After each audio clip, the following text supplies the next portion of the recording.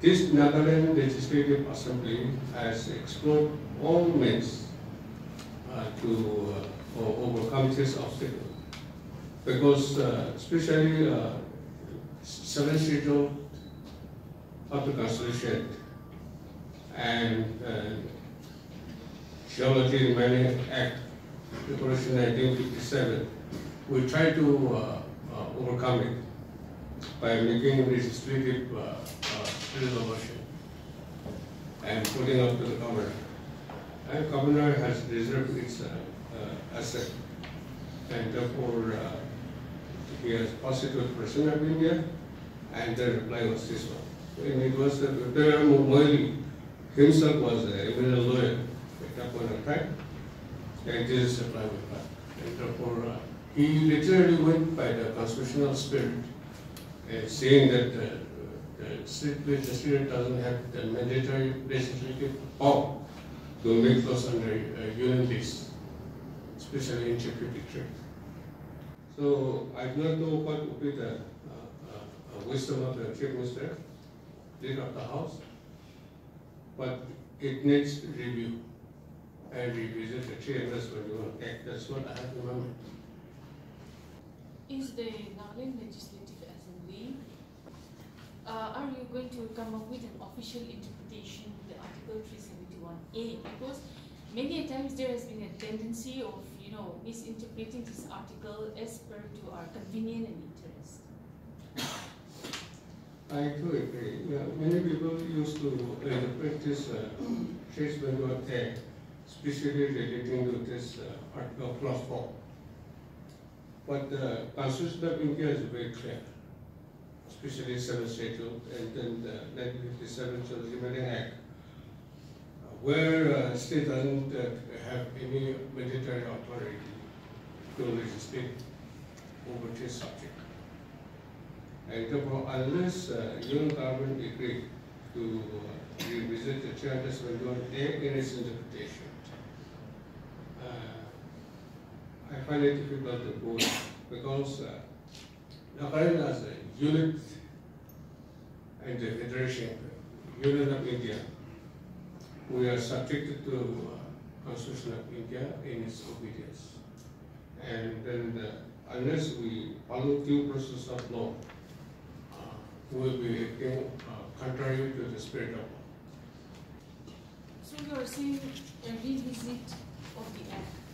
So will it be by the government or by the Union? Well, I mean to say that unless unanimous resolution is adopted and then in the House by all the 60 members and approach the government of India in the proper way, there will not be much fruits. So, sir, in that case, who will approach the central government to revisit this act? I am saying that Nagaland Legislative Assembly should be the proper authority. Of course, even the PIL can also move the issue by filing in the Supreme Court, because Supreme Court is the guardian of Constitution, and they have the mandate to interpret the constitutional law. 21A, as of till today, it is very important for the Naga people. How comes the Indian government, the government of India, stated that Article 371A does not confer legislative power to the Legislative Assembly of Nagaland on regulation and development of mineral coal? 371, notwithstanding anything in this Constitution. Let me try to explain this sentence first. Notwithstanding anything in this Constitution means without obstructing, without disturbing anything contained in this Constitution. We are inserting 371A. A is inserted. So the remaining Constitution will be operative as good as today. So 371A does not obstruct any other constitution. It is clearly not with nothing without disturbing. That should be clearly and equally understood. That means no act of parliament in respect of social clauses. Clause 1. Religious or social practices of the Nagas. It is in the domain of Nagaland Assembly.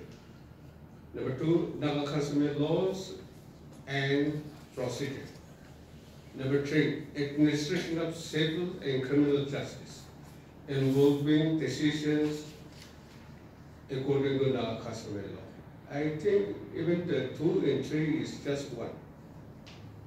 And then number 4 is the most controversial and the disputed one that we're talking right now. Number 4 is ownership and transfer of land and its resources.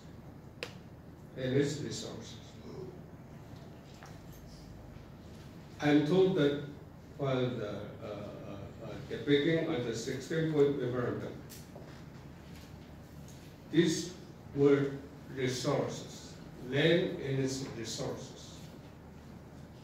There were objections from certain quarters that why resources should be included. I'm told that the then Prime Minister Nehru overruled when he voted. I understand that Nehru being himself a legal person, and he himself legislated the 7th State as well as the 1957 General Demanding Act. He knows the implication of all the words inserted in the law. Now here, the Naga People Convention in its delegation and Government of India representative has never given definition of land and its resources while making this agreement. And that is one of the obstacles. Just like our framework agreement signed in 2015. Framework agreement. Now, Innocent Iowa interpreting in a different way. Government of India is also interpreting it in another way. So there is a wide controversy between these two negotiating parties.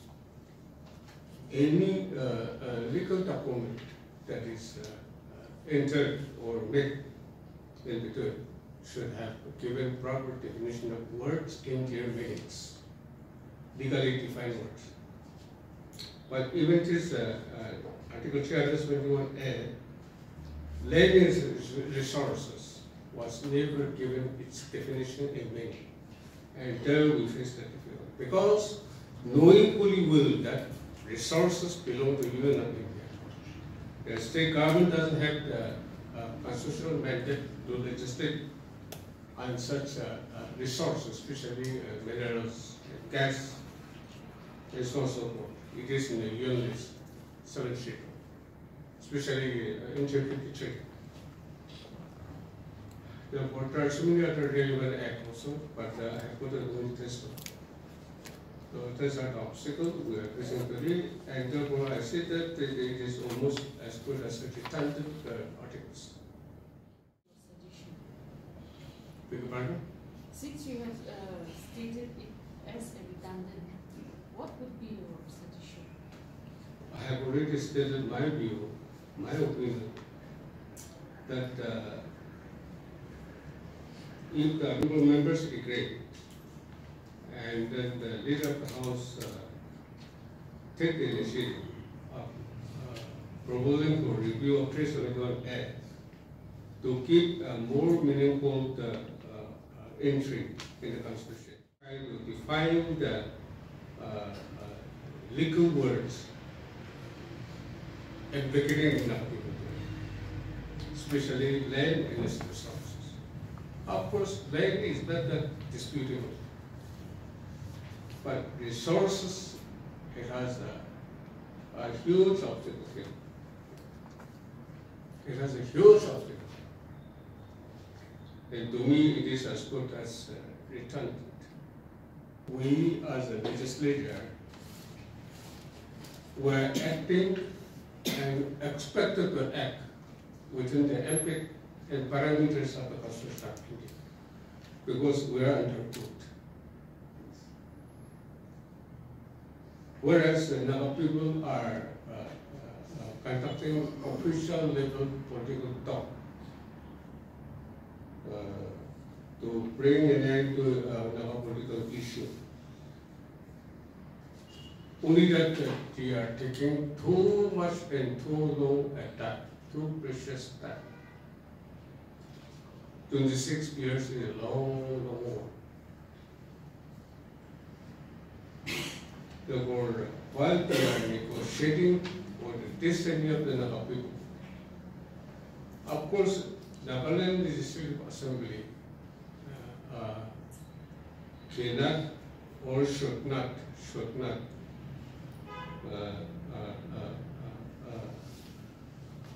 solely depend only on this Article 371A, because we have certain political issue unresolved.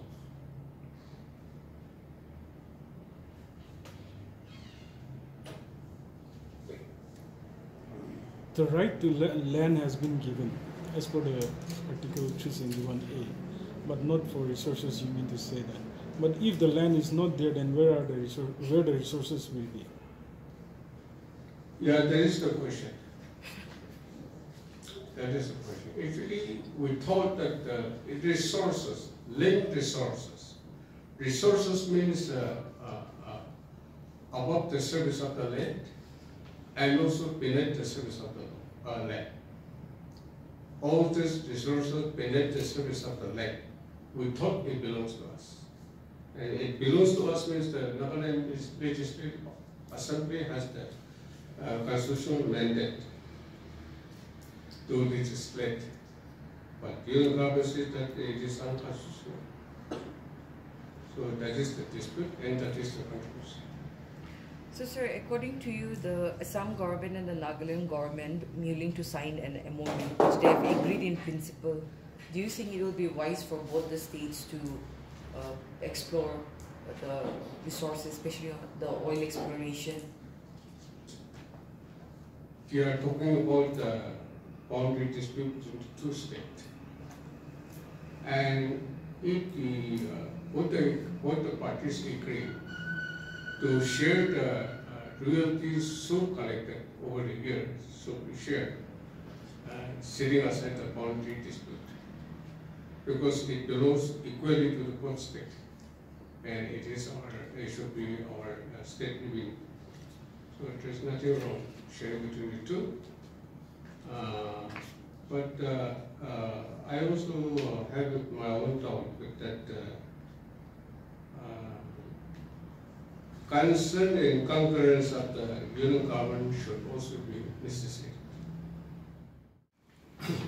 I am constrained to forward my considered individual views and understanding of the subject and the public domain on observation of the fact that Nagas of today vigorously talk and think about the safeguard of Article 371A, which was inserted in the Part 21 of the Constitution of India by Constitutional Amendment 1962. Yet, as of today, in the light of my understanding as an active participant in the political affairs of the state, I am without any measure of hesitation and unequivocal term say that the very constitutional provisions of Article 371A, more particularly Clause 4, has become ipso facto use and therefore safely returned.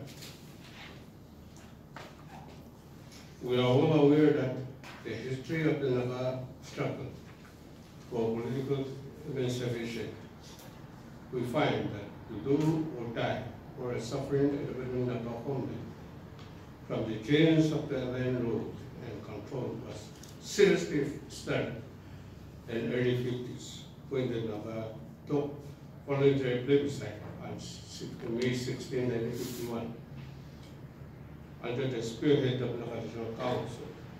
During those decisive and turbulent times, the understanding of Nagas was by good. Nagas are not Indians, and Nagaland is not Indian territory. The Nagas are not demanding independence from India, and the Nagas are not trying to secede from India. The case of Nagaland is a case of aggression. It is war. Is a pleasure. And I put another one. A state of emergency equivalent to the martial law in practice existed in Nagaland since the early 50s. And all the Naga areas were turned into war zone. Horrible events were taking place, but very few were known to the outside world.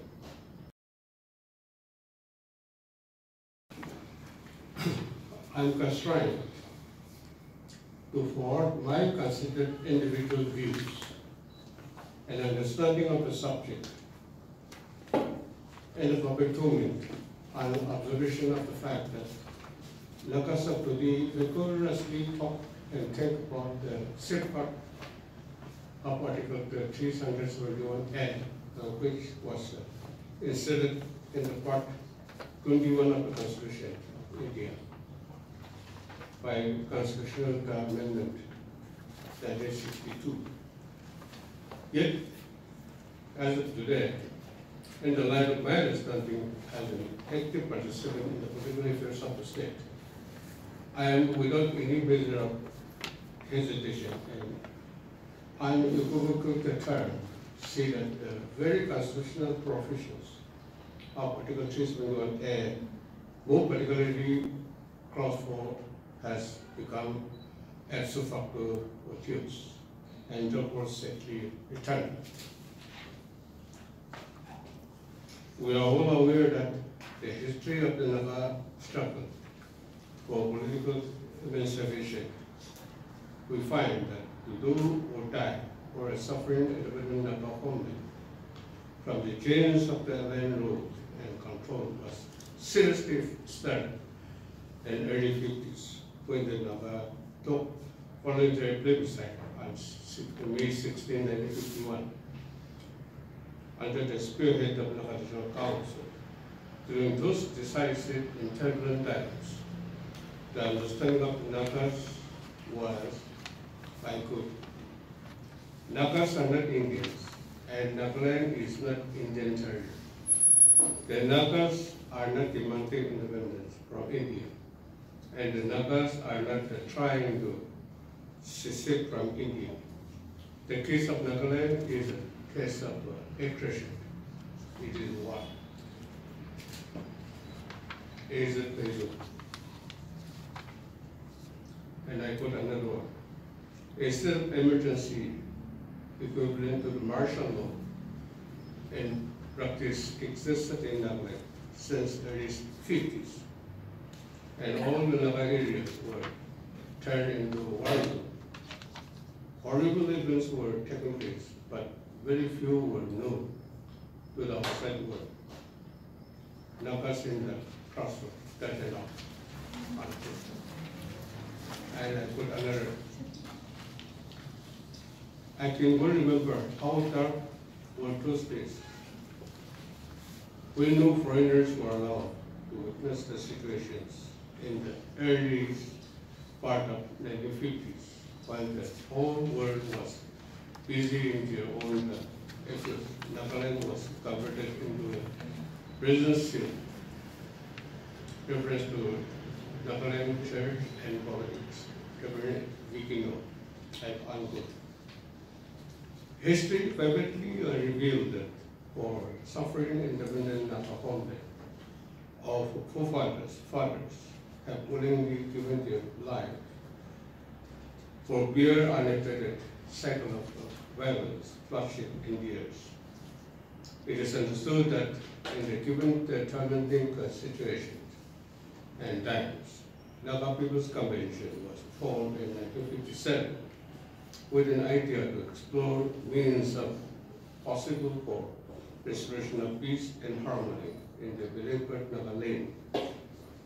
However, the initiative to meet the UPC was outrightly rejected by the NNC, the federal government, and therefore killed it. The draft memorandum of system agreement and subsequent Article 371A of the Constitution is never accepted as a final political solution. This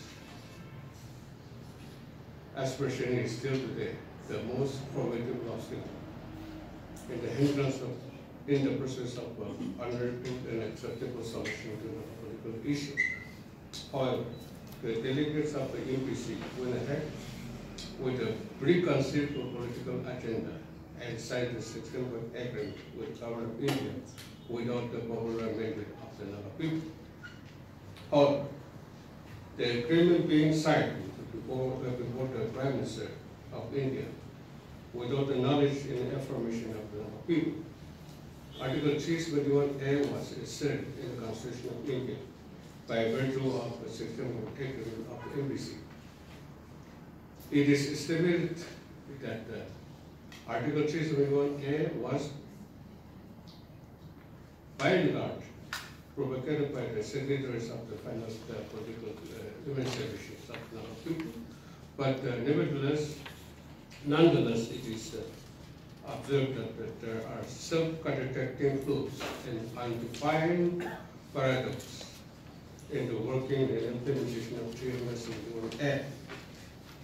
Clear reading of Article 371A squarely reveals that no definition or meaning which is given with regard to ownership and transfer of land and its resources, which is given in Clause 4.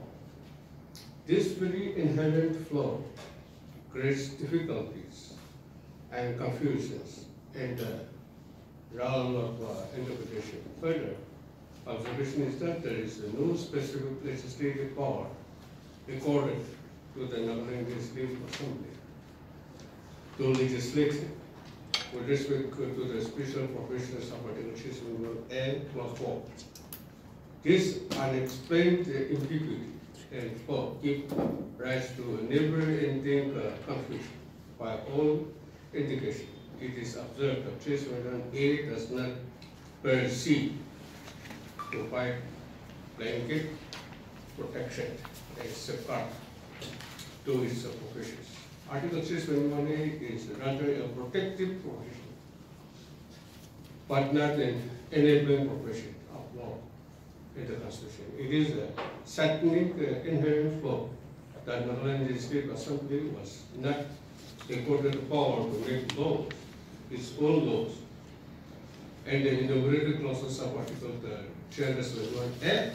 It is, if the Nagaland Legislative Assembly would not legislate on the special clause of 371A, then the Nagaland state, which was created through a written bilateral political agreement, would only legislate in the enumerated list 3 in the 7th schedule, known as the state list, in consonant with the provision of Article 245. Read with articles of 246, 47, 48 of the Constitution of India. The present arrangement has already made Nagaland state and the same footing with other states of the Indian Union who were otherwise created under the State Reorganization Commission in accordance with Article 3 of the Constitution of India. The process for creation of present Nagaland state was preceded by the merger of Nagaland district in Assam into some frontiers division, carved out of Nifa in 1957 to form Nagaland Dosan area, NSDE. In 1960, the then Prime Minister John Nair agreed to the proposals for the 16-point agreement that formed the basis for creation of Nagaland state, which was later signed with the Nagaland Convention on July 26, 1960. It was reported that it is only my individual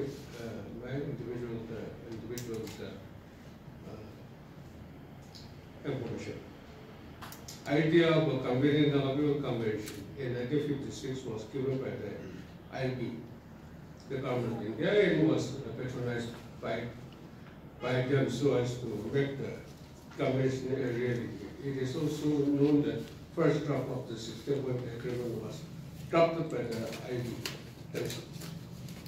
It is a human record, known record that after obtaining the opinion of the 10th little governors like H.M. Sarkari, who is in the Diamond, and R.C. Sarkar and the Hidayatullah, and the 1980s, all of whom convert that the land and its resources used in Article 371 Clause 4 include mine and minerals.